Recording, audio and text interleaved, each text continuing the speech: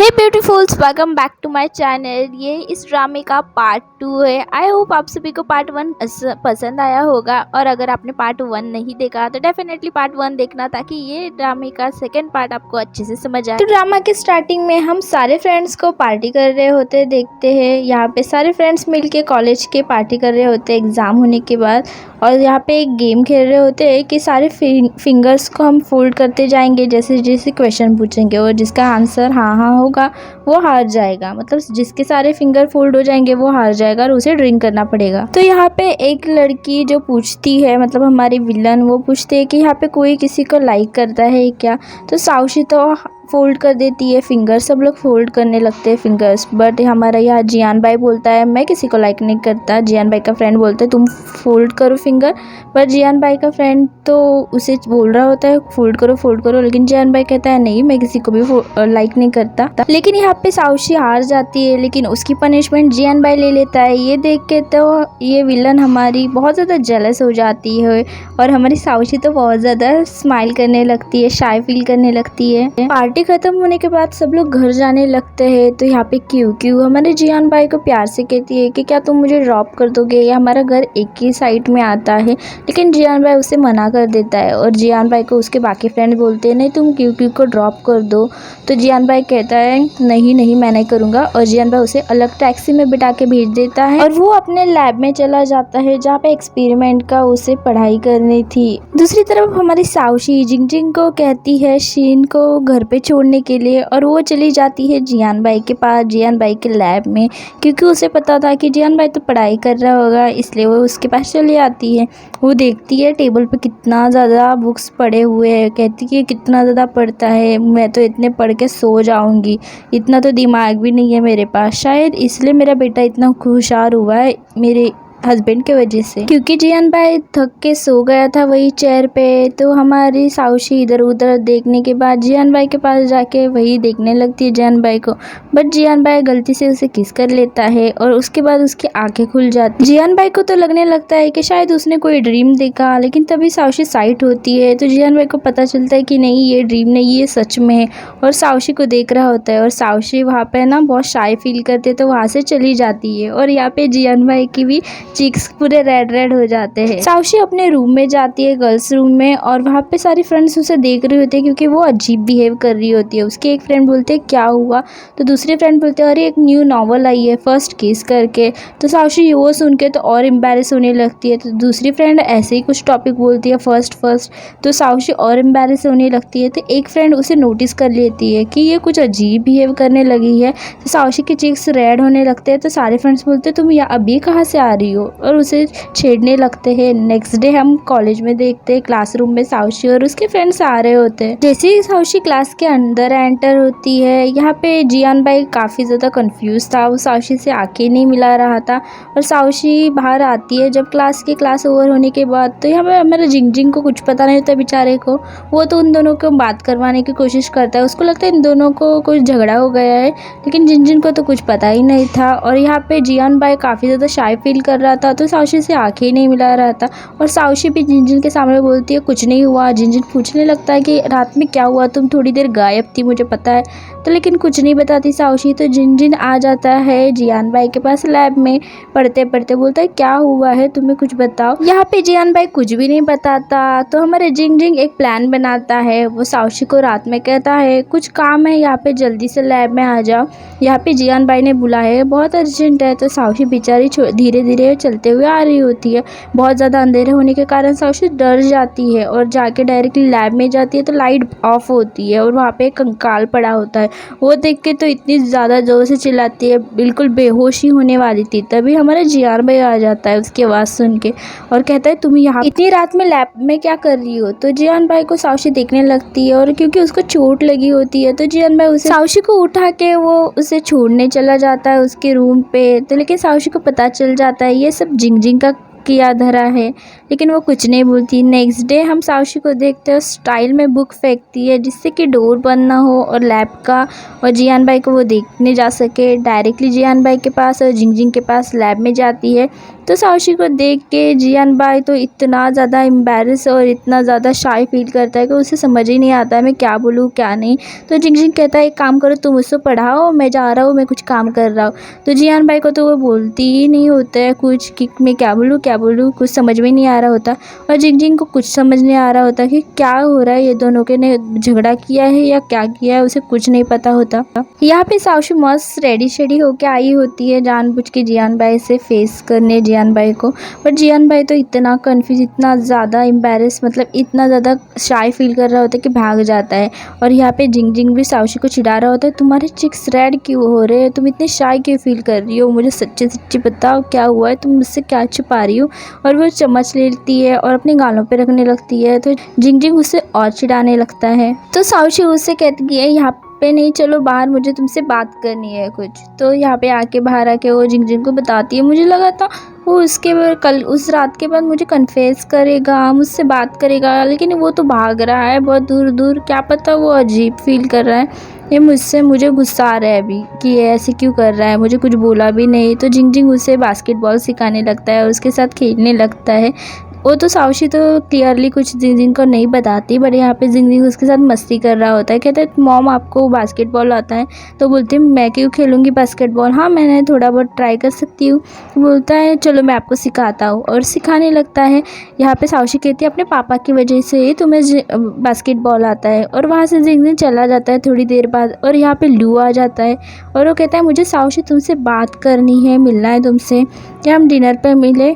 तो साउशी उसे झट से मना कर देती है। यहाँ पे हम लू के फेस पे इतना ज़्यादा गुस्सा देखते हैं। एक्चुअली लू ऐसी पर्सनालिटी थी उसकी कि वो बहुत ज़्यादा गुस्से वाला था, इसलिए वो फ्यूचर में भी बहुत ज़्यादा गुस्सा करता है। ये हमें आगे पता चलेगा कि लू का और साउशी का और हमारे जियान भाई का फ्यूचर में क्या रिलेशन है और कैसे रहेगा, ये हमें आगे पता चलेगा। जिंगजिंग बताएगा आगे जाके। आई एम श्योर अगर आपने ये ड्रामा लास्ट तक नहीं देखा तो आपको इसका बहुत बड़ा वाला और बहुत अमेजिंग ट्विस्ट देखने को बिल्कुल नहीं मिलेगा, इसलिए लास्ट तक ज़रूर देखना इस ड्रामा को। साउशी रात में अपने फ्रेंड्स के साथ बैठ के उन्हें वो कुछ बातें कर रही होती है, लेकिन तभी उसे याद आता है यहाँ पे फ्रेंड्स फिर से फर्स्ट ऐसे सब्जेक्ट पे बातें करने लगती है। तो साउशी को वही याद आने लगता है, जियान भाई की याद आने लगती है। तो यहाँ पे उसकी एक फ्रेंड बोल रही होती है जब कुछ किसी को इंटरेस्ट नहीं होता किसी लड़की में तो वो बात नहीं करता। इसकी वजह से साउशी और भी ज़्यादा कंफ्यूज हो जाती है और नेक्स्ट डे वो तो हमारे जियान भाई को क्यू के साथ देख लेती है और उन दोनों को देख के वो बहुत ज़्यादा जेलस होती है। लेकिन तभी वहाँ पे हमारा लू आता है और साउशी से कहता है तुम मुझसे ऐसे बिहेव क्यों कर रही हो, तुम मुझसे बात क्यों नहीं कर रही। और साउशी से ना चिपकने लगता है, मतलब वो चाहता था वो रिलेशन बनाना, मतलब अच्छे से बात करना। साउशी बोलती है ठीक है हम जाते हैं, नाश्ता करते हैं, कुछ खाते हैं या कॉफ़ी पीते हैं। और वो एक्चुअली जियान भाई पे नज़र रखने के लिए आई होती है। यहाँ पे हमारा लू है ना उसको फुटबॉल दिखा के कह रहा होता है कि क्या तुम्हें ये फुटबॉल याद है, तुमने मेरे बर्थडे के दिन मुझे गिफ्ट किया था, वहाँ उस टाइम पे तुम कितना प्यार से मुझसे बात करती थी, अब क्यों इतना गुस्सा करती हो। लेकिन यहाँ पे साउशी का तो दिल ही नहीं लगता। तभी लू उसके फ्रेंड को बुलाता है और कहता है कि तुम बोलो कि मैंने लू का फुटबॉल है ना बेचा था थोड़ी देर के लिए और फिर से ले लिया और लू को दे दिया, इसमें लू की कोई गलती नहीं है। वो ऐसे ही बोलता है, लेकिन अब तो साउशी को कोई फ़र्क नहीं पड़ने वाला था लू से। और यहाँ पे जियान भाई और क्यू को मस्ती करते हुए कॉइन के साथ मैजिक ट्रिक्स करते हुए देख के साउशी का तो दिमाग ही ख़राब हो जाता है। उसका लू पे बिल्कुल भी ध्यान नहीं होता। वो तो यहाँ पे जियान भाई के लिए आई होती है और जियान भाई इतना ज़्यादा क्यू में इंटरेस्ट दिखा रहा होता है। तो यहाँ पे साउशी पागल हो रही थी और वो पूरी प्लेट फेंक देती है जियान भाई के पास, मतलब खसका देती है और वहाँ से गुस्से में पैर पटकते पटकते जियान भाई के सामने चली जाती है। यहाँ पे तो जियान भाई का खाना ही अटक जाता है गले में, क्योंकि उसने साउशी को देखा ही नहीं था और वो प्लेट पकड़ के ही साउशी के पीछे पीछे भागने लगता है। यहाँ पे क्यू और लू की फ्रेंडशिप होती है, हेलो हाय करते हैं। एक्चुअली वो लोग एक दूसरे को जानते हैं लेकिन ज़्यादा बात नहीं करते। और यहाँ पे घर पे आने के बाद साउशी इतना ज़्यादा एक्सरसाइज कर रही होती है, उसको तो लगता है कि क्यू इतनी खूबसूरत है, इतनी ब्यूटीफुल है, इतनी ज़्यादा रिच है, इसलिए शायद जियान भाई उसमें ज़्यादा इंटरेस्टेड है। और वो इतनी होशियार भी तो है, मतलब उसी के क्लास में उसी के लैब में है, पहले पहले से। यहाँ पे साउशी बहुत गुस्से में एक्सरसाइज कर रही होते हैं। यहाँ पे जिंग आता है और ऊपर से कहते हैं क्या हुआ मॉम, तो वो बोलती है तुम्हारे पापा को तो वो क्यों पसंद है, क्योंकि वो बहुत ज़्यादा ब्यूटीफुल है ना, खूबसूरत है इसलिए। तो यहाँ पे जिंग हंसने लगता है, बोलता है आप क्या कर रहे हो, तो बोलती है मैं खूबसूरत बनने की कोशिश कर रही हूँ। लेकिन जिंग उसे चिढ़ाने लगता है तो साउशी उसको है ना पूरा पसीना पोंछ के चली जाती है। और यहाँ पे बेचारा जिंग कुछ नहीं कर पाता, बोलता है मॉम आप बिल्कुल नहीं सुधरोगे, पहले भी ऐसे थे, मतलब फ्यूचर में भी और अभी भी बच्चे छोटे हो तो भी ऐसे ही हो। दूसरी तरफ हम लू को और उसके फ्रेंड को देखते हैं। उसके फ्रेंड के पैर में थोड़ा फ्रैक्चर हुआ होता है तो वो चल नहीं पा रहा था, इसलिए हमारा लू उसे हेल्प कर रहा था। तभी साउशी दिखती है तो लू का फ्रेंड तो एकदम झटके में खड़ा होता है। उसे अभी किसी के सहारे की ज़रूरत नहीं थी, क्योंकि अभी तो क्योंकि साउशी को देख के उसका दर्द ही गायब हो गया। उसे याद ही नहीं रहा कि उसके पैर में चोट लगी है। तब लू से बात करने के बाद साक्षी वहाँ से चली जाती है और लू उसे उसके फ्रेंड को लेके वहाँ से चला जाता है। दूसरी तरफ जियान भाई को देखते हैं जिसका पढ़ाई में बिल्कुल दिल नहीं लग रहा था। यहाँ पे सर भी बोलते हैं कि तुझे क्या हुआ है, तुम्हें तबीयत ठीक नहीं लग रही, क्योंकि तुम तो स्कॉलर स्टूडेंट हो। सर को लगता है उसका तबीयत ठीक नहीं है, लेकिन सर थोड़ी देर उसे ब्रेक देते हैं। तभी उसे क्यों हमारी साक्षी का मैसेज आने लगता है तो इतना ज़्यादा स्माइल करता है, वो खुश हो जाता है। मतलब उसका जो मूड ऑफ हो गया था वो बहुत ज़्यादा अच्छा हो जाता है। रात में हम देखते हैं कि यहाँ पे साउशी और हमारा जियान भाई मिलने वाला था डिनर पे, लेकिन यहाँ पे जियान भाई अभी तक आया नहीं होता है। साउशी ने जियान भाई को जब लैब में था जियान भाई तब मैसेज करके बोला था कि हम डिनर पे मिलते हैं सेम रेस्टोरेंट में, तो जियान भाई ने हाँ कहा था। यहाँ पे साउशी के पैर में ना थोड़ी सी चोट लग रही थी, जूता उसे लग रहा था, लेकिन वो स्टाइलिश दिखने के लिए वो पहन के आई थी जिससे अनकम्फर्टेबल फील कर रही थी। और दूसरी तरफ यहाँ पे देखते क्यों जियान भाई को कॉल करके बोलती है मेरी जान खतरे में, जल्दी से आ जाओ बहुत ज़्यादा, और चिल्ला के फ़ोन पे उसको बुला लेती है। जियान भाई बेचारा डर जाता है कि इसको क्या हुआ है क्या, क्योंकि उसकी फ्रेंड है, क्लासमेट है, तो वो आ जाता है। यहाँ पे जियान भाई दिखता है उसने डिनर की रेडी किया था और वो रोमांटिक डिनर था। तो यहाँ पे क्यों उसे फोर्स करने लगती है, लेकिन जियान भाई उसके पास नहीं जाता।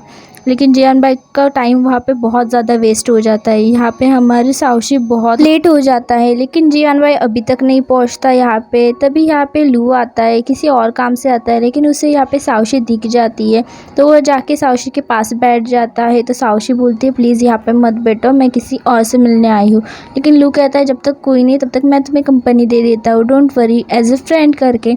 लेकिन तभी वो देखता है साउशी के पैर में लग रहा है तो लू बाहर से जाके ना स्लीपर लेके आता है उसके लिए कंफर्टेबल, लेकिन वो बहुत अजीब सी स्लीपर लाती है तो साउशी नहीं बोलती है।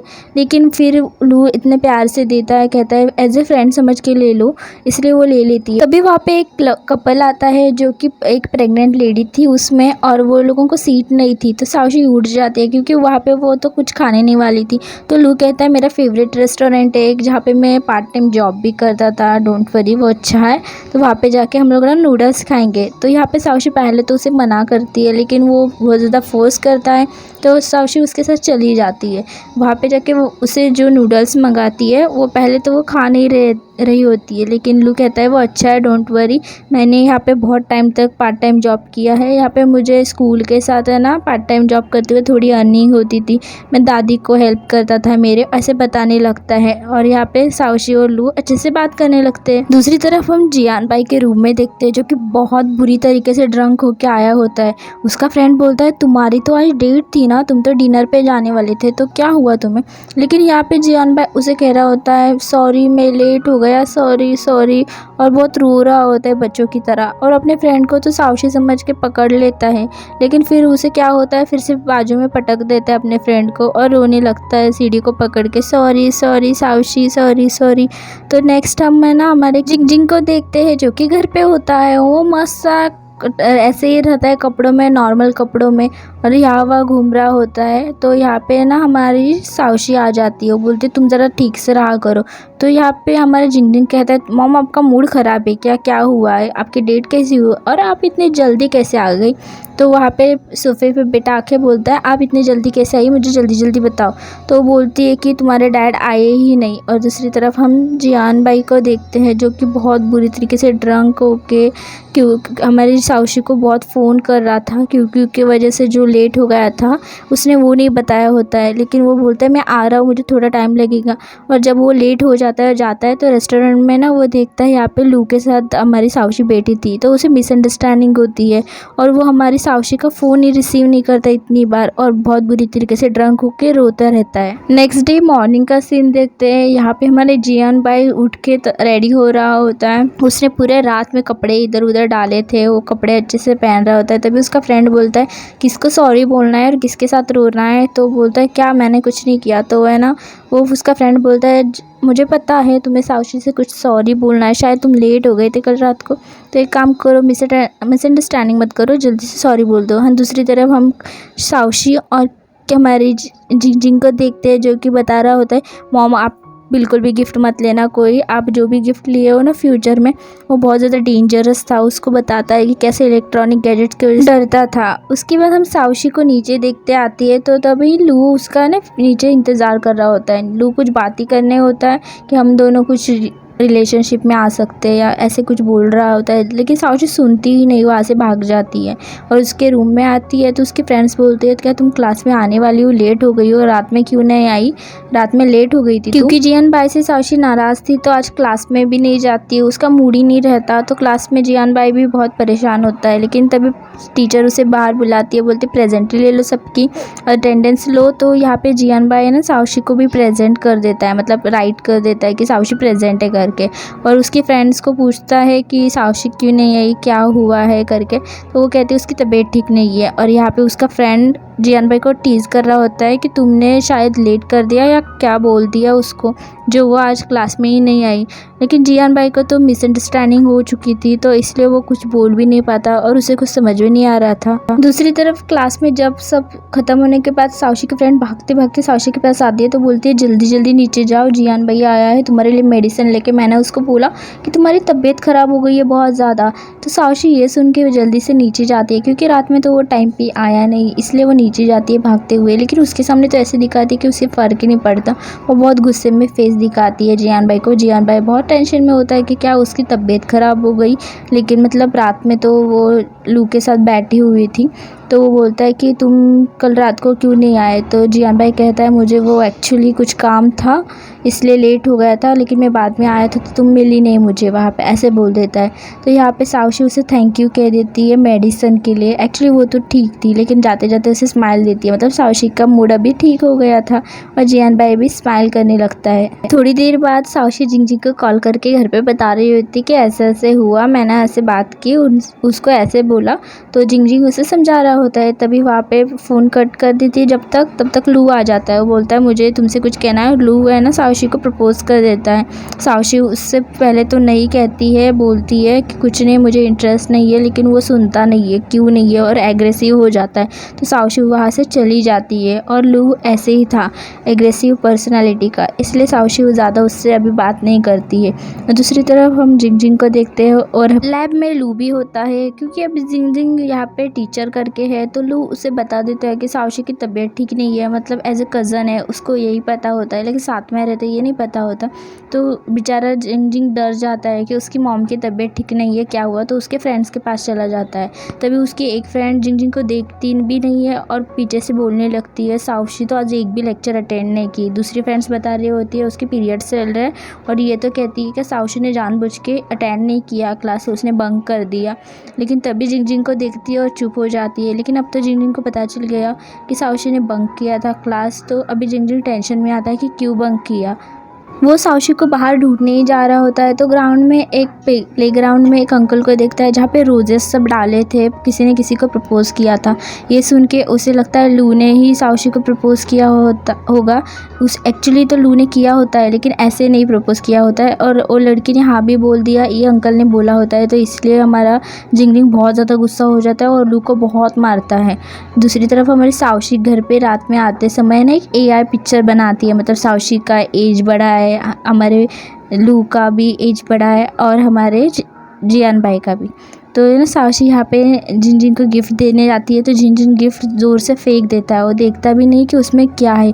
तो साउशी शॉक हो जाती है कि इसको क्या हो गया और उसको बोलती है क्या हुआ, तुमने ऐसे क्यों किया। तो जिनजिन उस पर बहुत ज़्यादा गुस्सा करने लगता है, बहुत अनाप शनाप बोलने लगता है और बहुत गुस्सा करता है कि आपने सब बर्बाद कर दिया, मेरे यहाँ आने का कोई फ़ायदा ही नहीं हुआ, मैंने कितनी मेहनत की थी, ऐसा वैसा। तो साउशी बोलती है तुमने पहले देखा भी क्या है और क्या बोल रहे हो तुम, मुझे कुछ समझ नहीं आ रहा। तो जिनजिन बोलते बोलते कहता है तुमने फिर से उसी इंसान पे बिलीव किया मुझसे ज़्यादा, आप हमेशा ऐसे ही करते हो, आपके वजह से सभी का फ्यूचर ख़राब हो जाएगा, ऐसे बोल के उसे बहुत बुरा बुरा बोलने लगता है और साउशी यहाँ बहुत रोने लगती है। तो उसके बाद जिनजिन वहाँ से निकल जाता है घर से बाहर। तो साउशी जिनजिन की वजह से बहुत हटती है और जियान भाई आता है तो वो सारा जिनजिन का गुस्सा जियान भाई पे निकलता है। कहती है कि तुम्हारे वजह से ही सब कुछ हो रहा है, तुम मेरी ज़िंदगी में आएगी, और बहुत बुरा बुरा जियान भाई को भी बोल देती है। जिनजिन का गुस्सा पूरा जियान भाई पे निकालती है और जैसे ही जिनजिन हमारी शीन के पास घर में जाता है तभी वहाँ पे साउशी भी बेल बजाती है। तो झट से जाके जिनजिन छुप जाता है वॉशरूम में और साउशी बताने लगती है शीन को कि मैंने ना एक फ़ोटोग्राफ बनाई थी, हमारे फैमिली फ़ोटोग्राफ, लेकिन मुझे ना जिनजिन ने बहुत डांटा, मतलब बहुत ज़्यादा मुझ पर गुस्सा किया, पता नहीं क्यों उसने मुझे बहुत अनाप शनाप भी बोला और उसे उल्टी जैसा फील होता है। तो वो वॉशरूम में आके उल्टी करने लगती है, लेकिन तभी शावर ऑन हो जाता है गलती से जिनजिन की तरफ से। तो साउशी कहती है क्या हुआ, तुम्हारा शावर कैसे ऑन हो गया। तो यहाँ पे हमारे शीन कहती है अरे वो ऑटोमेटिक है, बटन खोल के मैं कर देती हूँ, बाय द वे तुम अभी जाओ, मुझे सोना है, कल बहुत काम है और तुम टेंशन मत लो, मैं तुम्हें कॉल करती हूँ बोलती हूँ। तो यहाँ पे साउशी बोलती है मुझसे बात तो करो, तो लेकिन सुनती नहीं और साउशी को भेज देती है क्योंकि जिनजिन ने सब कुछ सुन लिया था कि साउशी ने उस शीन को बताया था कि मुझे लू ने प्रपोज किया, मैंने उसको मना कर दिया, डांटा, और ऐसा कुछ नहीं है, मैंने एक्सेप्ट नहीं किया और मैंने तो जिनजिन के लिए फ़ोटोग्राफ लाई थी, लेकिन जिनजिन ने सुना नहीं। ये सब पता होता है जिनजिन को, सुना होता है उसने वॉशरूम में, इसलिए अब उसकी मिसअंडरस्टैंडिंग क्लियर हो चुकी होती है। और क्योंकि उसने झगड़ा किया तो उसे चोट लगी थी तो शीन उसको मलहम लगा रही थी, तो उससे ना बिल्कुल अपनी बचपन की यादें आती है कि वो कैसे एक बार बचपन में भी ऐसे ही झगड़ा हुआ था तो शीन ने उसका ख्याल रखा था, बिल्कुल ऐसे ही उसे फील होने लगता है। लेकिन यहाँ पे इन दोनों का एज सेम था तो दैट्स वाई शीन और यहाँ पे जिनजिन के बीच फीलिंग्स डेवलप होना स्टार्ट हो जाती है। मॉर्निंग में साउशी उठती है तो उसे सब जगह जिनजिन दिखने लगता है क्योंकि वो उसे बहुत ज़्यादा मिस कर रही थी। और हम दूसरी तरफ यहाँ पे जियान भाई को देखते हैं अपने रूम में, जो कि बहुत ज़्यादा वाला सैड हो चुका था क्योंकि उसे समझ ही नहीं आ रहा था कि यहाँ पे साउशी उस पर गुस्सा किस बात पे है। तो वहाँ पे उसका फ्रेंड आ जाता है, कहता है कि कभी कभी हमारे दिल की बातें लेट बताने से लड़कियाँ गुस्सा हो जाती है और यहाँ पे इसको तो पहले से कुछ नहीं पता होता और इसका फ्रेंड अलग से अजीब ही ज्ञान दे रहा होता है, जिसकी वजह से हमारा जियान भाई तो और ज़्यादा कंफ्यूज हो जाता है। और हमारे साउशी यहाँ पे अपने फ्रेंड्स को बताती है मेरा और जियान भाई का झगड़ा हो चुका है, मैं अभी उसका हाथ देखना भी नहीं चाहते, उसका फेस देखना भी नहीं चाहते, उससे मिलना भी नहीं चाहती, तो अब तुम्हारी रिस्पॉन्सिबिलिटी है, तुम मुझे प्रोटेक्ट करोगे, मुझे उससे बात भी नहीं करनी है, समझ आया, तो ही मैं क्लास में आऊँगी। तो फ्रेंड्स बोलती है डोंट वरी, हम तुम्हारे साथ हैं।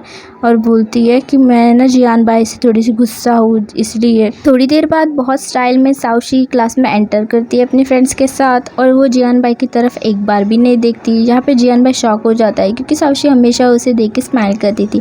एक तो पहले ही रात में वो क्यों गुस्सा हुई ये उसे समझ नहीं आ रहा था, उसको कुछ भी नहीं पता था। वो ट्राई करता है साउशी से बात करने का क्लास ख़त्म होने के बाद, लेकिन साउशी उस पर और ज़्यादा चिल्ला देती है क्योंकि वो रुकता है, बोलता है और साउशी को कि रुक जाओ, मुझे कुछ बात करनी है, तो और गुस्सा हो जाती है। यहाँ पे रूम में आने के बाद वो फ्रेंड को बोलता है पता नहीं वो इतना ज़्यादा गुस्सा क्यों हुआ।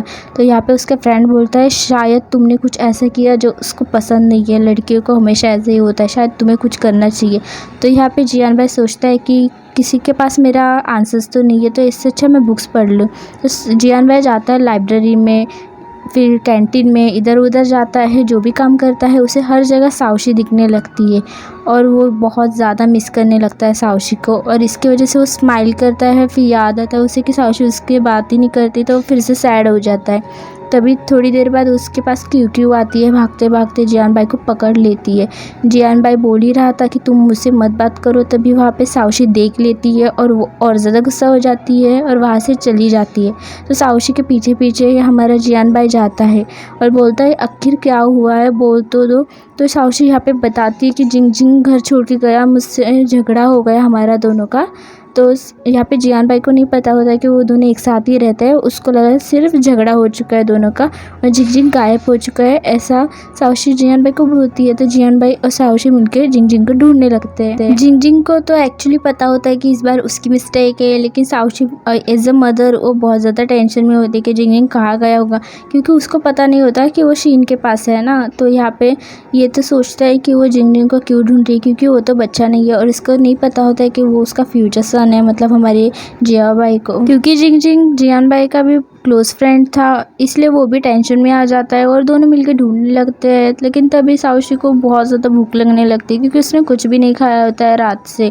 तो यहाँ पे हमारा जियान भाई बोलता है कि चलो तुम्हें आइसक्रीम दिलाता हूँ, लेकिन वहीं पे आइसक्रीम देता है तो एक आंटी बोलती है तुम संभालो गाड़ी।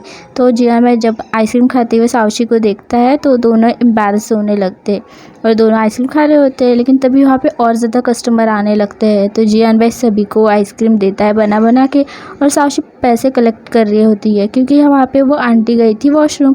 तो यहाँ पे सारे पैसे कलेक्ट करते हैं, लेकिन साओशी तो यहाँ पे बहुत ज़्यादा इम्प्रेस हो जाती है जियान भाई से और आंटी को पैसे दे देते हैं। तो आंटी बोलती है रुको, तुम लोग पैसे मुझे मत दो, वो खाई हुई आइसक्रीम की तुम लोग रख लो, थैंक यू सो मच। तो लेकिन वो दोनों उन दोनों आंटी से पैसे नहीं लेते। फिर साओशी सोच रही होती है कि कहाँ गया होगा जिंगजिंग, और दूसरी तरफ हम शीन को देखते हैं जो कि अपने ऑफिस से छूटने के बाद नीचे फ्रेंड्स के साथ रहती है और उसके फ्रेंड्स है ना उसे बुली कर रहे होता है, मतलब है ना उसे बहुत ऐसे बोल रहे होते कि तेरा तो कभी बॉयफ्रेंड नहीं था ऐसा वैसा। लेकिन तभी हमारा वहाँ पे जिंगजिंग आता है, मस्त से एकदम डैशिंग सी कार लेके बड़ी स्टाइल में आता है और वो कहता है शीन को कि मेरी प्यारी ब्यूटीफुल डार्लिंग तुम कहाँ थी, और उसे कार में बिठा के लेके जाता है। तो उसकी सारी फ्रेंड्स जिंगजिंग को इतना हैंडसम और कार के साथ देख के बहुत ज़्यादा जेलस हो जाती है। तो जब वो घर पे आता है लेके शीन को, तभी उसको उसकी मदर भी मिल जाती है। एक्चुअली उसे मॉर्निंग में भी मिली थी, इसलिए उसे पता था कि शीन का कोई बॉयफ्रेंड नहीं है और उसे बुली भी करते हैं कुछ लोग, इसलिए उसने ये सब कुछ किया था। और तभी वहाँ पे उसकी मॉम डैड कज़न सब घर पे आए थे। फिर वो जो उसके बिल्डिंग में रहते थे वो कहते थे वाह तुम्हारा बॉयफ्रेंड काफ़ी क्यूट है, बहुत केयरिंग है। तो यहाँ पे शीन को समझ भी नहीं आता है कि ये अफवाह किसने फैलाई। फिर वो घर में जाके गुस्सा होती है जिंजिन पे कि तुमने ऐसे क्यों बोला सभी को। तो जिंजिन कहता है मैं चाहता हूँ कि तुम्हें कोई बुली ना करे, फिर मैं नहीं रहूँगा यहाँ पे भी। तो शीन को पहले तो समझ में नहीं आता, क्योंकि हमारे जिंजिन ने अभी तक शीन को बताया नहीं कि वो फ्यूचर से आया हुआ है। उसने तो बोला है कि वो उसका कज़न है, उसके बेस्ट फ्रेंड। थोड़ी देर बाद जिंजिन अपने मॉम के रोते हुए मैसेज सुन रहा था। उसमें से एक मैसेज इतने ज़ोर से सुनता है कि उसके कान दर्द करते हैं, क्योंकि उसमें उसने साओशी ने गाली भी दी होती है, कहाँ पे वो ऐसे मतलब बहुत से ज़ोर से डांटा होता है। तो जिंजिन डर जाता है और यहाँ पे शीन बोलती है क्या हुआ। तो शीन को है ना जिंजिन बताने लगता है कि तुम्हें मेरी हेल्प करनी होगी जिया भाई को, मेरे फ्रेंड को और मेरी कज़न को एक करने में, मतलब उनके पैचअप करवाने में। तो यहाँ पे हमारी शीन हाँ बोल देती है और वो दोनों मिल के जिया भाई और साओशी को एक करने की कोशिश करते हैं। यहाँ पे साओशी को हमारा जिंगजिंग एक वीडियो भेजता है कि मैं ना चॉकलेट खा रहा हूँ, देखो आप मना करती थी ना, देखो कितना बड़ा वाला चॉकलेट खा रहा हूँ ऐसे बोल के। तो यहाँ पे एक्चुअली हमारे जिया भाई को तो नहीं पता होता है कि साओशी क्या कर रही है, क्यों इतना गुस्सा हो रही है। लेकिन साओशी है ना ऐसे गुस्सा हो के सो जाती है वही कार में। जिया भाई और साओशी क्योंकि दूर आई थी जिंगजिंग को ढूंढते ढूंढते, तो साओशी को वॉशरूम जाना पड़ता है। तो साओशी वॉशरूम जाती है और वापस आती है। तब तक जिया भाई को लगता है वो कोट जो ओढ़ा हुआ है तो उसके नीचे साओशी सोई है, तो वो कार लेके आगे चला जाता है। वो जब उठाने जाता है तो बोलता है साओशी कहाँ गई, तुम कहाँ गई, और डर जाता है। तो ये बातें ना जिंगजिंग और शी सुन लेते हैं और वो दोनों भी डर जाते हैं। और यहाँ पे उसी जगह पे दूसरी कार आती है, तो साओशी को सेम कार दिखने की वजह से वो पहचान नहीं पाती और सो जाती है डायरेक्ट। तभी एक अंकल आके बोलते तुम यहाँ पे मेरी कार में क्या कर रही हो, ये लड़की चोर हो क्या तुम ऐसे। तो साओशी कंफ्यूज हो जाती है कि तुम कौन, क्योंकि वो तो आधी नींद में थी पहले। फिर वो सॉरी बोलने लगती है, एक्चुअली मेरी कार यहाँ पे थी, शायद मैं यहाँ पे रह गई, मेरा डॉगी ढूंढ रही थी मैं, किधर पता नहीं गया। तो वो अंकल वो कंफ्यूज हो जाते, बोलते अच्छा अच्छा ढूंढो बाहर होगा। तो साओशी बाहर जाके बैठ जाती है। तभी वहाँ पे हमारा जिया भाई वापस आता है उसी जगह पे और साओशी के पास भागते भागते हुए आता है और साओशी को यहाँ पे चोट लग जाती है पैर में। तो वो फिर से उसे उठा लेता है स्टाइल में और कहता है डोंट वरी, मैं पूरे लाइफ टाइम तुम्हारे ऐसे ही सेफ रखूँगा तुम्हें। और ये बात हमारी जिंगजिंग को फ़ोन करके पता चल जाती है। वो शीन को बता देते हैं कि वो मिल चुकी है। मतलब हमारी साउशी कॉल करके हमारी शीन को बताती है। यहाँ पे हमारा जिंगजिंग सोचता है कि हमें और भी कुछ प्लान करना पड़ेगा ताकि वो दोनों पास आ सके, उन दोनों का मतलब झगड़ा ना हो। तो वो है ना एक रेस्टोरेंट में, एक्चुअली उसकी कार ख़राब हो जाती है तो वो दोनों डिसाइड करते हैं एक रेस्टोरेंट में रुकेंगे। लेकिन उस रेस्टोरेंट का नाम सुन के ना साउशी को कुछ याद आता है, और उसे याद आता है कि उसने बोला था, मतलब जिंगजिंग ने बोला था कि साउशी इसी नाम के रेस्टोरेंट में रुकी थी। तब थोड़ी साल बाद हमारे जिंगजिंग का जन्म हुआ था और दोनों डैड और मॉम का पैचअप हुआ था झगड़े का। तो इसलिए साउशी सोचती है मैं तो जिंगजिंग के, अच्छा ये जिंगजिंग का प्लान है इसलिए ऐसे कर रहा है। तो इसलिए वो है ना जिया भाई के सामने ऐसे बिहेव करने लगती है, अजीब इधर उधर देखने लगती है, बिकॉज उसको लगता है कैमरा लगाया है जिंगजिंग ने और देख रहा है कि मॉम अभी अच्छे से है ना, मतलब उसने कुछ प्लान किया है, ऐसे साउशी को लगता है। और सही रहता है, जिंगजिंग ने प्लान ही किया होता है लेकिन कैमरा नहीं होता। हमारा प्यारा जिया भाई तो कंफ्यूज हो जाता है कि ये क्या कर रही है इधर उधर। तभी वहाँ पे एक वेटर आता है और इन दोनों के लिए किसी ने बोलता है खाना भेजा है, मतलब उनके रूम के लिए स्पेशल। तो यहाँ पे साउशी बहुत ज़्यादा खुश हो जाती है और डिनर के इसमें देखती है कि एक ड्रेस है ब्लैक कलर की। तो वो देख के वो बहुत ज़्यादा एम्बैरस हो जाती है और डायरेक्ट जिया भाई के नाम फेस पे फेंक देती है। दूसरी तरफ हम जिंगजिंग को और शीन को देखते हैं। यहाँ पे जिंगजिंग ने शीन के लिए खाना बनाया होता है और कहता है खा लो। तभी नूडल्स खाते खाते इनडायरेक्टली वो लोग एक दूसरे को देखने लगते हो और नूडल्स की वजह से इनडायरेक्टली उनकी किस हो जाती है। नेक्स्ट डे मॉर्निंग में हम साउशी और जिया भाई को देखते हैं, जो कि साउशी बेड पे थी और जिया भाई बेचारा सोफे पे उल्टा पुल्टा सोया होता है, वो भी अटक गया होता है। साउशी उसे सुबह सुबह घूर रही थी तो बेचारा इतना ज़ोर से डरता है कि उसकी गर्दन ही मुड़ जाती है। बिल्कुल किसी भूत की तरह साउशी जिया भाई को घूर रही थी, इसलिए वो डर गया बेचारा। लेकिन तभी वो मुंडी को ठीक कर देती है उसकी, और उसका ये वाला एक टैलेंट देख के जिया भाई और ज़्यादा इम्प्रेस हो जाता है। और मैं भी इम्प्रेस हो गई, साउशी का ये टैलेंट तो मुझे भी नहीं पता था।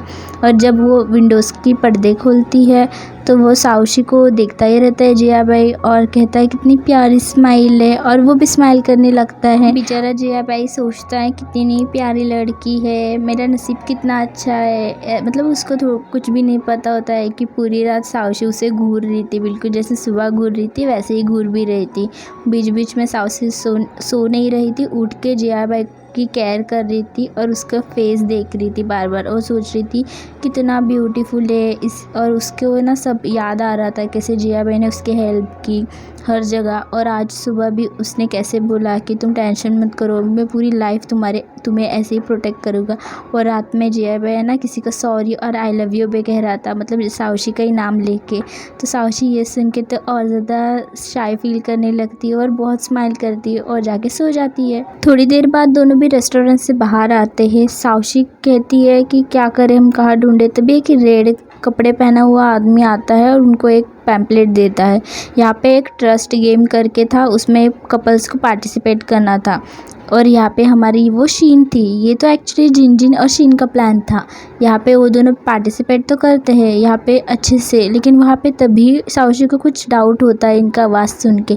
तो इसलिए वो उन दोनों को लेके कहती है तुम दोनों को भी तो खेलना है हमारे साथ, और जाके खड़ी कर देती है। एक्चुअली साउशी तो उल्टा घूम के हमारे जिया भाई के कूद के चिपक जाती है, लेकिन यहाँ पे हमारे जिंजिंग और शीन गिर जाते हैं क्योंकि हमारी शीन इतनी ज़्यादा भारी होती है, ये जिंजिंग को पता नहीं होता है। थोड़ी देर बाद जिंजिंग और शीन वहाँ से भाग जाते हैं क्योंकि उनको लगता है कि साउशी को डाउट हो गया है, और साउशी को तो डाउट नहीं कंफर्म हो गया था, इसलिए वो झट भागते हुए शीन के घर आती है चेक करने। लेकिन उसे वहाँ पे सिर्फ उसका डॉग मिलता है, और वहाँ पे मेरा जिंजिंग भी था जो कि अपना सामान छुपा रहा था, उठा रहा था, लेकिन वो परफ्यूम उठाना भूल जाता है। तभी हमारे यहाँ पे शीन आती है और कहती है तुम मेरे रूम में क्या कर रही हो, तुमने मुझे बताया कि उन्हें कुछ चाहिए था। तो यहाँ पे हमारी साउशी कहती है ये परफ्यूम किसका है, तुम तो ये परफ्यूम नहीं लगाती। लेकिन हमारी शीन कुछ कुछ बहाना बना के उसे भगा देती है, और यहाँ पे हमारे जिंजिंग का हालत देख के वो शॉक हो जाती है और कहती है क्या हुआ। तो साउशी बोलती है कि साउशी बोल रही थी कि उसका कोई पीछा कर रहा है। ये सुन के तो हमारा जिंजिंग बहुत ज़्यादा टेंशन आता है कि उसकी मॉम को कोई मार रहा है क्या, कि कोई पीछा कर रहा है। लेकिन ये तो हमारे जिया भाई और साउशी का प्लान था, कहती है जिंगजिंग को, देखा मैं तुमसे ज़्यादा स्मार्ट हूँ, तुमसे ज़्यादा होशियार हूँ, देखा मैंने तुम्हें कितना भी आईक्यू हो तुम्हारा, मैंने तुम्हें हरा दिया। उसके बाद जिंगजिंग फिर से अपने घर आ जाता है साओशी के पास और साओशी को आके सॉरी बोलता है और साओशी उसे माफ़ भी कर देती है और उससे की मिसअंडरस्टैंडिंग भी क्लियर कर हो जाती है पूरी, और वो मॉम से ग्रीट करके सॉरी भी कहता है। उसी रात साओशी को फिर से बुरा सपना आता है और इस बार साओशी के सपने में जो समुंदर के अंदर इंसान जा रहा था वो हमारा जिंगजिंग था और साओशी ये सुन के बहुत रो रही थी। तो इस बारे में जिंगजिंग हमारा डायरी में लिखता है कि ये उसके लिए मिस्ट्री है कि उसको समझ नहीं आता। और यहाँ पे हमारी शीन है जो है ना हमारे जिंगजिंग को बहुत ज़्यादा मिस कर रही होती है घर पे, क्योंकि जिंगजिंग ने सारा सामान पे चिट्स लगी होती है, उसके लिए खाना बना के रखा हमारी शीन बहुत ज़्यादा जिंगजिंग को याद कर रही होती है क्योंकि वो अभी इसे लाइक करने लगी है। उसे थोड़ी ना पता है कि जिंगजिंग फ्यूचर से आया हुआ है, वो भी साओशी का बेटा है। और दूसरी तरफ हम प्यारी साओशी को देखते हैं जो कि अपनी फ्रेंड को बता रही होती है कि मेरा और जियान भाई का फिक्स हो गया है, मतलब हम दोनों का पैचअप हो गया है और हम दोनों को ना एक ड्रामा करना है जिससे हमें ज़्यादा मार्क्स मिलेंगे अच्छे से, और मैं भी पढ़ाई में मुझे थोड़े ज़्यादा पॉइंट मिलेंगे। यहाँ पे मुझे लैला मजनू का रोल करना है और यहाँ पे ना साओशी बहुत बुरी एक्टिंग करती है जो देख के ना हमारे जियान भाई को बहुत ज़्यादा हंसी आती है। लेकिन हड्डी तो आएगी ही, मतलब लू वो आ जाता है और बोलता है मुझे भी मजनू का रोल करना है, मुझे भी करना है। और फिर है ना हमारा जियान भाई बहुत ज़्यादा गुस्सा हो जाता है तो लू उसे कंपटीशन के लिए बुलाता है बास्केटबॉल के और कहता है अगर तुम हारे तो तुम्हें छोड़ना होगा साओशी को। तो मतलब ऐसे इनडायरेक्टली कहता है कि तुम्हें साओशी से गिव अप करना पड़ेगा अगर मैं गेम में जीत गया तो, और मैं मजनू बनूंगा और तुम हट जाओगे, खुद हटोगे बिना कुछ किए। तो वो एक्सेप्ट कर लेता है। और हमारे यहाँ पे जिया भाई को तो ज़्यादा बास्केटबॉल नहीं आता लेकिन आता है, ऐसा नहीं आता, वो प्रैक्टिस करता रहता है। जिंगजिंग हमारा शीन से मिला नहीं होता बहुत दिनों से और शीन ने भी कॉल नहीं किया होता है, तो जिंगजिंग हॉस्पिटल में ही शीन से मिलने चले जाता है और बातें करता है। उसके बाद अपनी मॉम के लिए खाना बनाता है और घर पे आता है। तो यहाँ पे साओशी कहती है कि मेरा अच्छा नहीं गया, मतलब डायलॉग्स। तो यहाँ पे हमारा जिंगजिंग हंस रहा होता है कि मॉम आपको एक्टिंग करना नहीं पता ज़्यादा। तो वो बोलता है कि नहीं मैं बताता हूँ ना मॉम। तो यहाँ पे साओशी बता देती है कि कंपटीशन का ऐसा ऐसा बोला मेरे सामने, लेकिन साओशी को ये नहीं पता होता है कि वो लैला मजनू का इसमें ये करने वाला है, मजनू बनेगा। सिर्फ वो बोला था, वो साओशी की लाइफ में बोले होगा या नहीं वो नहीं कुछ बोला होता है, एक्चुअली इनडायरेक्टली बोला होता है ना इसलिए। तो यहाँ पे बास्केटबॉल का मैच स्टार्ट होता है। यहाँ पे साओशी जियान भाई को सपोर्ट करने के लिए आई होती है और यहाँ पे बहुत खतरनाक वाला मैच चल रहा होता है। जियान भाई को बहुत ज़्यादा चोट लग जाती है क्योंकि लू का फ्रेंड है ना उसे जानबूझ के गिरा देता है बहुत ज़ोर से और जियान भाई को बहुत ज़्यादा चोट लग जाती है। तो साओशी वो मैच बीच में ही छोड़ के उसे लेके साइड में जाती है और उसे पट्टी लगाती है। तो इसके बाद है ना बहुत ज़्यादा सब खुश हो जाते हैं। हम देखते हैं जियान भाई तो बहुत ज़्यादा खुश है और टीचर्स भी बोलते हैं वाह तुम्हें बास्केटबॉल भी आता है, हमें पता नहीं था। बास्केटबॉल की मैच तो ख़त्म हो गई, मतलब हमारे लू ने तो अभी हार मान ली थी क्योंकि साओशी ने जियान भाई को लगते हुए देख के बहुत ज़्यादा गुस्सा हो गई थी लू पे, तो लू को समझ आ गया था। लेकिन यहाँ पे दूसरी वॉर चालू हो गई थी क्यू और हमारी साओशी के बीच में। यहाँ पे जब भी वो हमारी साओशी कुछ करने जाती तो क्यों जानबूझ के गुस्सा करती क्योंकि उसे तो जियान भाई पे क्रश था। लेकिन अब हमारी साओशी अच्छे से क्यू को हैंडल कर लेती है। क्लास में हमारी साओशी को टीचर्स उठाते हैं और कहते हैं क्वेश्चन पूछते हैं, लेकिन यहाँ पे ना साओशी को आ नहीं रहा था हमारे क्वेश्चन। तो यहाँ पे हमारा जियान भाई पीछे से आंसर बता रहा होता है उसे मैसेज कर करके, उसके फ्रेंड्स को पूछती है लेकिन उसके फ्रेंड्स को नहीं पता होता है। और यहाँ पे हमारी कि साओशी चुपचाप बैठी होती है कि उसको सपने के बारे में सोच के वो थोड़ी परेशान होती है।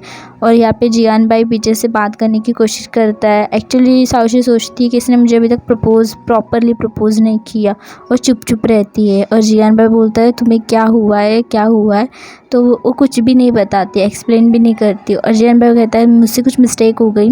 एक्चुअली साओशी को गुस्सा आया होता है कि उसने वो एक्सेप्ट ही क्यों किया बास्केटबॉल का मैच, उसने सुना क्यों नहीं उसके बात की, क्या करने की ज़रूरत थी बास्केटबॉल के मैच, ऐसे उसने बोला था। लेकिन हमारे जियान भाई ने सुना नहीं था। बेचारी जियान बाई को तो समझ में नहीं आ रहा था कि साउशी इतनी ज़्यादा गुस्से में क्यों है। एक्चुअली साउशी को गुस्सा इस बात का था कि जियान बाई हमेशा क्यों की बातें, मतलब क्यों अगर कुछ पूछ रही है, बोल रही है तो अच्छे से तो बोलता है, मतलब नॉर्मली वो बिहेव करता था। बट हमारी साउशी को बहुत ज़्यादा जेलसी फील होती थी क्योंकि वो बहुत ज़्यादा ब्यूटीफुल लगती है, ऐसे साउशी का मानना है, क्योंकि वो बहुत ज़्यादा क्यूट है, इसलिए साउशी बहुत ज़्यादा गुस्सा होती है और यहाँ पे फाइट कर रही होती है और जिंग को बहुत बुरी तरीके से पीट रही होती है।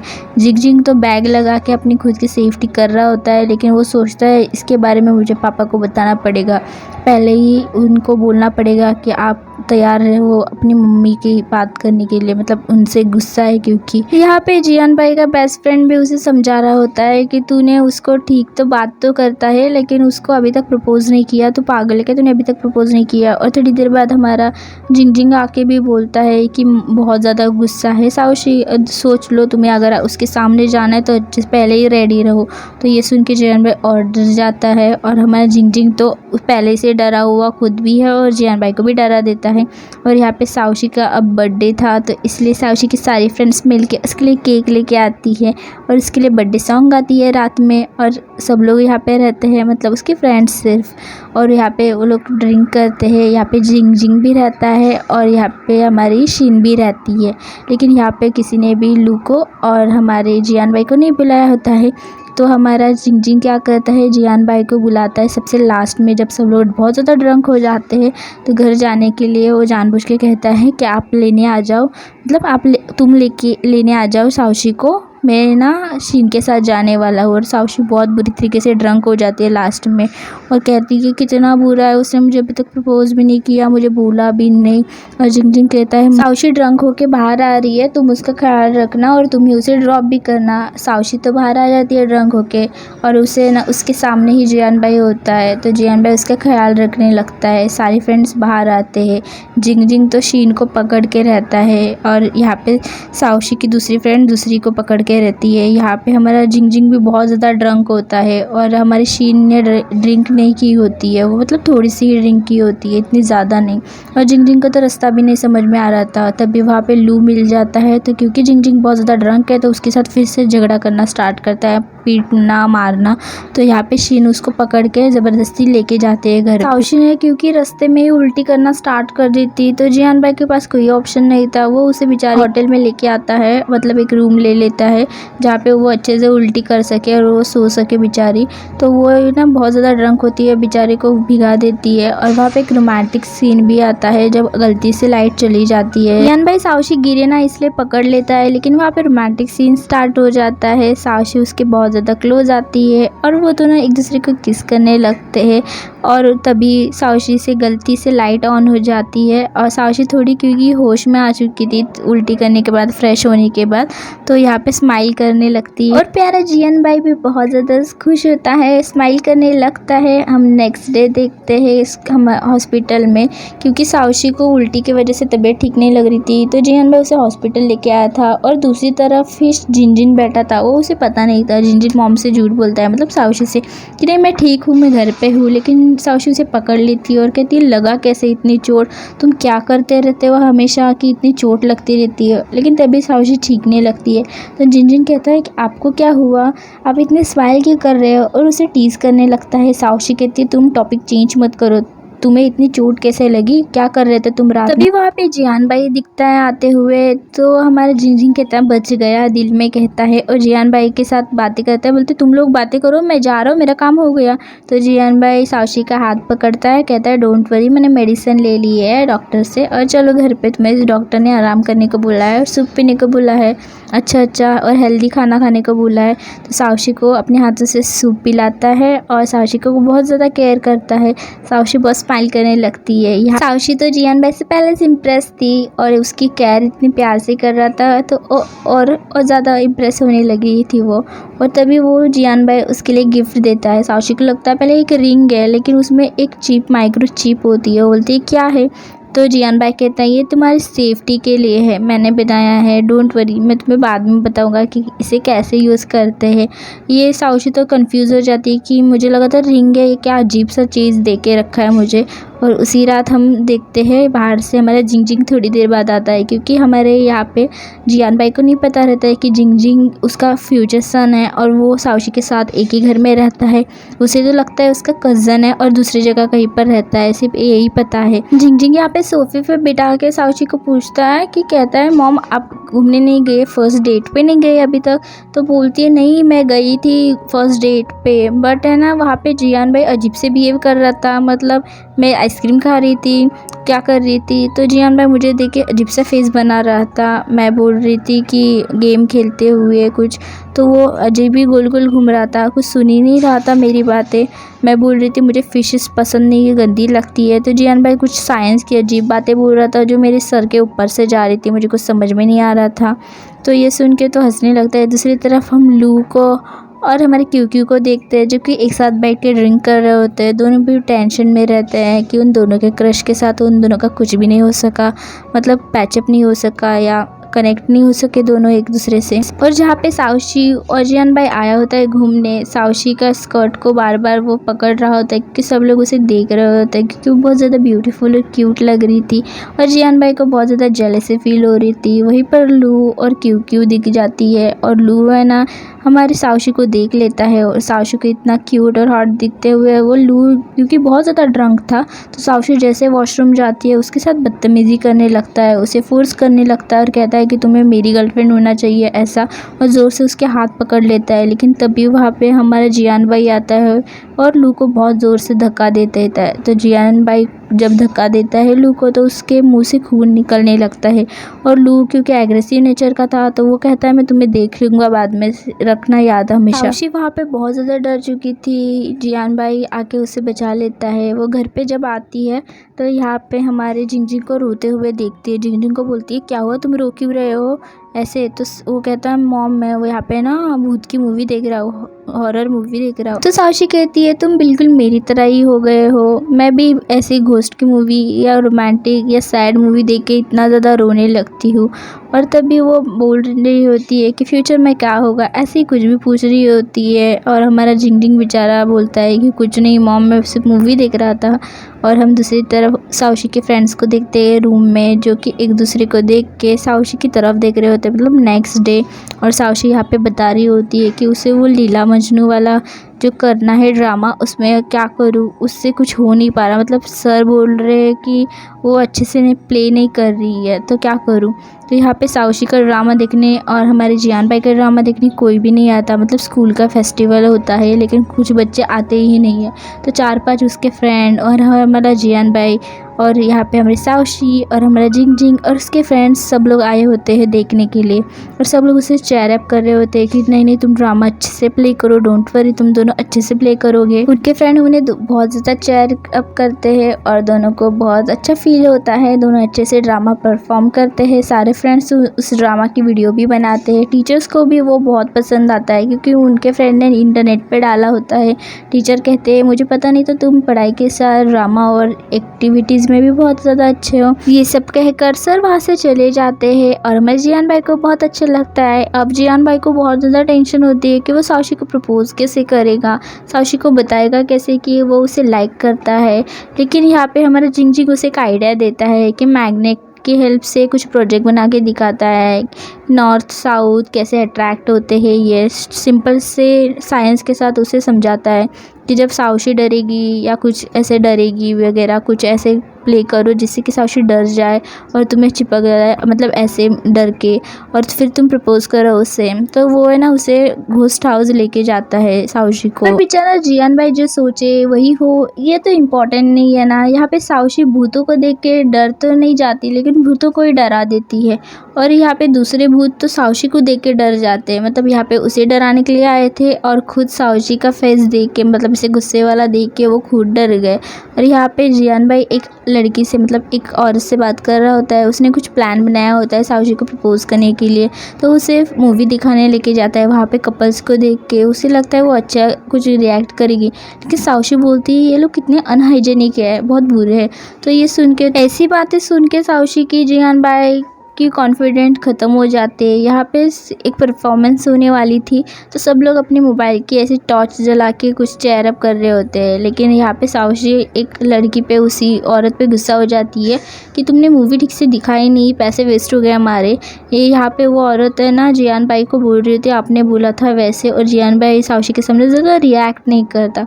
दूसरी तरफ साउशी अपने फ्रेंड्स को बोल रही होती है कि मैं क्या करूँ, उसने कुछ नहीं किया, लेकिन एक्चुअली वो फ्रेंड को नहीं बोल रही होती है, उसने जिंगजिंग को कॉल किया होता है और बता रही होती है कि तुम्हारे डैड को कुछ भी नहीं आता, उन्होंने ठीक से प्रपोज तक नहीं किया, कुछ काम के नहीं है वो।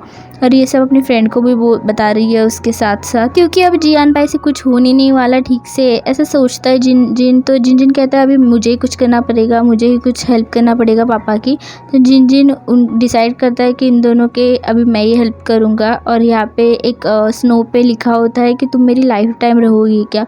तो यहाँ पे ना कुछ आदमी एक रात पहले ना आदमी ने और एक औरत ने मिलके ना ये ख़राब कर दिया था, उनका झगड़ा हो गया था, तो उन्होंने गलती से ख़राब कर दिया और उसका कुछ अलग ही मीनिंग हो गया था, जिसके वजह से साउशी और भी ज़्यादा गुस्सा हो गई और उसे लगा कि हमारा जियान भाई ना एक चीप लड़का हो गया है। साउशी जिन को लेके आती है शॉपिंग करने के लिए, तो यहाँ पे साउशी को जिन समझा रहा होता है कि शायद उन्हें कुछ और करना होगा, गलती से हो गया। तो साउशी यहाँ पे और ज़्यादा गुस्सा हो जाती है जिन पे कि तुम मत साइड लो अपने पापा की, मेरी साइड रहो, मेरे बेटे हो तुम। तो यहाँ पे जिन बेचारा क्या करे, किसकी साइड ले, वो अपने पापा को समझाए तो वो कुछ और ही करते हैं। यहाँ पे साउशी ने गिव अप कर दिया था, मतलब साउशी अभी रिएक्ट ही नहीं करती कि उसे कुछ फील हो रहा है, मतलब गुस्सा आ रहा है या कुछ। तो जिन टेंशन में आता है तो उसके आगे पीछे घूमने लगता है, उसे टीवी भी देखने नहीं देता।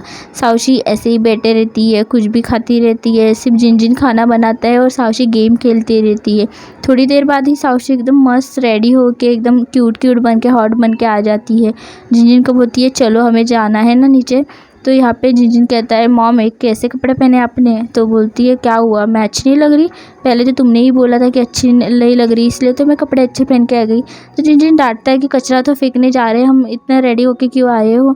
तो वो है ना वो एक टेडी बियर के कपड़े पहन लेती है, मतलब टेडी बियर जैसे कपड़े पहन लेती है, क्योंकि बाहर बहुत ज़्यादा ठंड थी, इसलिए हमारे जिंग को टेंशन हो रही थी। साउशी तो ऐसे नींद से उठते हैं जैसे आई थी बाहर उठ के।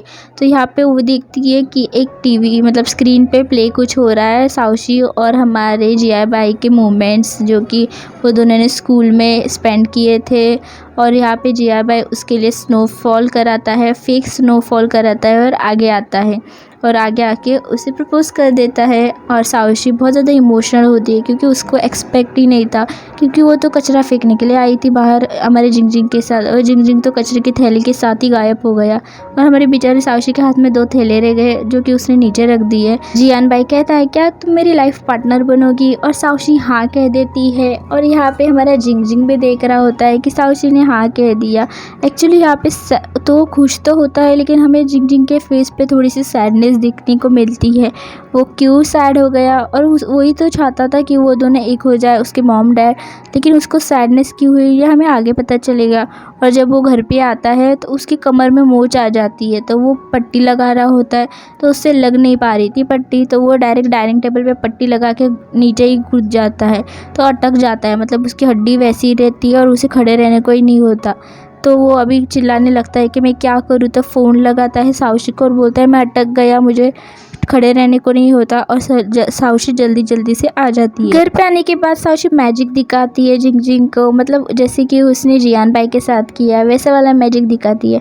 नेक्स्ट डे जियान भाई और साउशी एक रेस्टोरेंट में होते हैं जहाँ पे वो लोग कपल्स को देखते हैं, तो साउशी उन कपल को देख के ना वैसे ही बिहेव करने लगती है। और हमारे जियान भाई को तो कुछ पता नहीं कि साउशी चाहती क्या है, उसको लगता है वो उसको खाना खिला रही है, तो हमारे जियान भाई उसके चम्मच से खा लेता है झट से। साउशी सोचती है कि इसको कुछ समझ में नहीं आता, और फिर वो पॉट बनाने के लिए जाते दोनों एक साथ, तो वो दूसरे कपल को देख के देखती है कि दोनों मिलके अच्छे से प्यारे से पॉट बना रहे हैं। तो साउशी पीछे से जाके जियान भाई का हाथ पकड़ लेती है और अच्छा पॉट बनाने के लिए ट्राई करती है, तो वो पॉट ही ख़राब कर देती है पूरा, और पूरा मिट्टी जियान भाई के ऊपर हो जाती है। घर पे आने के बाद जिंग को बताने के बाद ऐसा जिंग हंसता है ना दांत दिखा के, कि कहता है कि ओ माय गॉड मेरे पेट में दर्द होने लगा। और यह साउशी कहती है तुम चुप रहो, तुम्हें क्या इतना, मैं तुम्हें तुम्हें बता रही हूँ सीरियस टॉपिक पे और तुम इतने ज़ोर से हंस रहे हो। और उसके बाद हम देखते हैं साउशी सो जाती है रात में और हमारा जिंगजिंग फिर से डायरी लिख रहा होता है। एक्चुअली जिंगजिंग जब से यहाँ पे टाइम ट्रैवल करके आया है तब से डायरी लिख रहा है। एक्चुअली जिंगजिंग के पास एक पर्टिकुलर टाइम है, उसके हाथ में जो रिंग है वो टाइम ट्रैवल की मशीन है और वो उसके टाइम बताती रहती है कि तुम्हारे पास इतना टाइम बचा है। ये इस ड्रामे का पार्ट 2 है और ये यहीं पर एंड होता है। अगर आपको मेरी एक्सप्लेनेशन अच्छी लगती है तो मेक श्योर मेरे चैनल को सब्सक्राइब कर देना और इस वीडियो को लाइक भी कर देना और कमेंट में नेक्स्ट पार्ट मतलब लास्ट पार्ट ज़रूर लिखना। और अगर आप चाहते हो मैं एक दिन बाद ही डायरेक्टली अपलोड करूँ इस पार्ट के बाद तो उसके साथ रेड हार्ट करना ज़रूर, और ताकि मैं सारे एपिसोड जल्दी से एक्सप्लेन करके अपलोड